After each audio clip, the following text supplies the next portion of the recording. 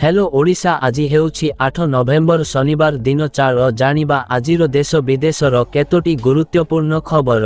आपणकर एक छोट भूल आवश्यक समय रे आपणक उपरे भारी पड़ी पारे। आयुष्मान भारत प्रधानमंत्री जन आरोग्य योजना अंतर्गत समस्त लाभार्थी मानक पाई सरकार एक अलर्ट जारी करिसंती। जदि आपण एही नुआ अपडेट न करिवे तेबे आपणक क्लेम रिजेक्ट होई जाई पारे। आयुष्मान भारत प्रधानमंत्री जन आरोग्य योजना अधीन रे समग्र देश रे आपनकु मागणा स्वास्थ्य सेवा मिलुछि। विगत 2 वर्ष मध्यरे ओडिशा एही सेवा आरंभ होईछि। हिसाब को नेले देखा जाए जे समग्र देश रे प्राय 12 कोटी रु अधिक लोक आयुष्मान कार्ड जरिया रे निज निज चिकित्सा जारी रखिछंती। तेबे आयुष्मान लाभार्थी पाई नूतन भावे एक अपडेट जारी करा जाइछि। नुआ नियम मुताबक अनेक कारण जोगु आगको आयुष्मान कार्ड रे स्वास्थ्य सेवार लाभ उठाइबारे असुविधा होई पारे। परवर्ती खबर राज्य सरकारको सुभद्रा योजना रे तृतीय किस्ती टंका हिताधिकारी खाता को आसी सारिछि। तृतीय किस्ती रे मोट 15,000 टंका पाई सारिछंती। 1 कोटी रु अधिक हिताधिकारी समस्त योग्य हिताधिकारी निकट रे जेभଳି भावे सुभद्रा पहुंचिबो से नै योजना को क्रियान्वयन करने लगातार भावे प्रयास करिसंती सरकार। समस्त योग्य हिताधिकारी निकट रे सुभद्रा योजना टंका पहुंचाइबा नै पूर्वरु भी घोषणा करिसारिछंती। राज्य सरकार आसंता वर्ष महिला दिवस अर्थात 2026 मार्च 8 तारिख रे मिलिबो सुभद्रा योजनार चतुर्थ किस्ती टंका। राखी पूर्णिमा रे मिलिथिला तृतीय किस्ती टंका एबे नुआ करी मध्य आवेदन करि पारिबे हिताधिकारी। एथिपाई पोर्टाल खोला रहिछि।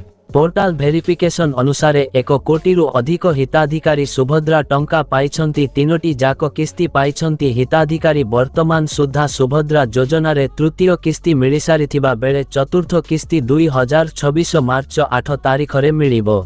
2025 मार्च 31 तारिख सुधा 21 वर्ष बयस होइथिबा महिला माने सरकारको एही योजना रे शामिल हेबा पाई आवेदन करि पारिबे। आवेदनकारी माने योग्य विवेचित हेले आसंता मार्च 8 तारिख रे सेमानंकु सुभद्रा किस्ती मिलिबो।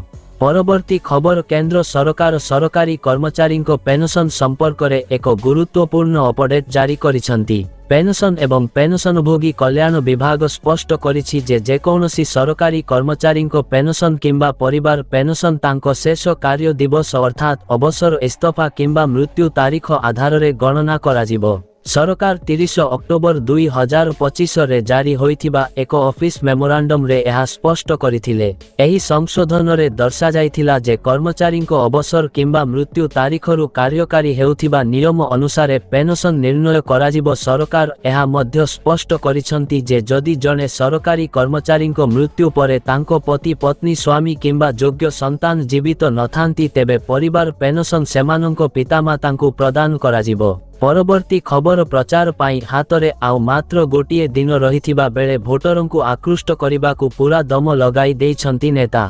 सेपटे गतकाली पुणी प्रचार मैदान रे बीजेडी सुप्रीमो तथा विरोधी दल नेता नवीन पट्टनायक नुआपड़ारे दलीय प्रार्थी स्नेहांगिनी छुरियांको पाई भोट मागिबा सहित विशाल शो करिसंती नवीन। नुआपड़ार 2टी प्रमुख स्थान रे शो करी शक्ति प्रदर्शन करिछि। बिजु जनता दल खरियार एनएसी रे शो करिसंती बीजेडी सुप्रीमो नवीन पट्टनायक दलीय प्रार्थी स्नेहांगिनी छुरियांको पाई भोट भिक्षा करिसंती। एहा परे अपराह्न रे नवीन नुआपड़ा एनएसी रे रोड शो करिसंती। शेष रे नुआपड़ा ब्लॉक परकोड रे बीजेडी पक्षरु आयोजित साधारण सभा रे दलीय कर्मी को उद्बोधन देइछंती नवीन पट्टनायक।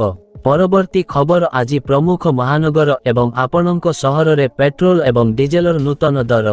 पेट्रोल एवं डीजेल दाम प्रतिदिन बदली थाए। आज अर्थात ऑयल मार्केटिंग कंपनी माने देशर समस्त राज्य पाई पेट्रोल डीजेल दाम जारी करि देइछंती। तेबे गोटे 2टी सहर को छाड़िबा परे प्रमुख सहर गुड़िकरे पेट्रोल और डीजेल मूल्य रे परिवर्तन होइनी प्रतिदिन तेलर नुआ दर निर्धारण करा जाई थाए। हेले भुवनेश्वर रे कमिछि पेट्रोल एवं डीजेल दाम। आज भुवनेश्वर रे पेट्रोल दर 101 टंका 19 पैसा रहिथिबा बेले डीजेल दाम प्रति लिटर पिछा 92 टंका 76 पैसा रहिछि। सेहीपरि दिल्ली रे पेट्रोल लिटर पिछा 94 टंका 77 पैसा और डीजेल दर 87 टंका 67 पैसा होइछि। मुंबई रे पेट्रोल लिटर पिछा 103 टंका 50 पैसा होइथिबा बेले डीजेल लिटर पिछा 90 टंका 3 पैसा रहिछि। सेहीपरि कोलकाता कोलकातारे पेट्रोल दर 105 टंका 41 पैसा थिबा बेले डीजेल दर 92 टंका 2 पैसा रही। चेन्नई रे पेट्रोल दर 100 टंका 90 पैसा थिबा बेले डीजेल दाम 90 टंका 49 पैसा रही। आपण माने भिडियोटी को संपूर्ण देखि थिबारु बहुत बहुत धन्यवाद एवं भिडियोटी को लाइक करंतु और चैनल सब्सक्राइब करंतु।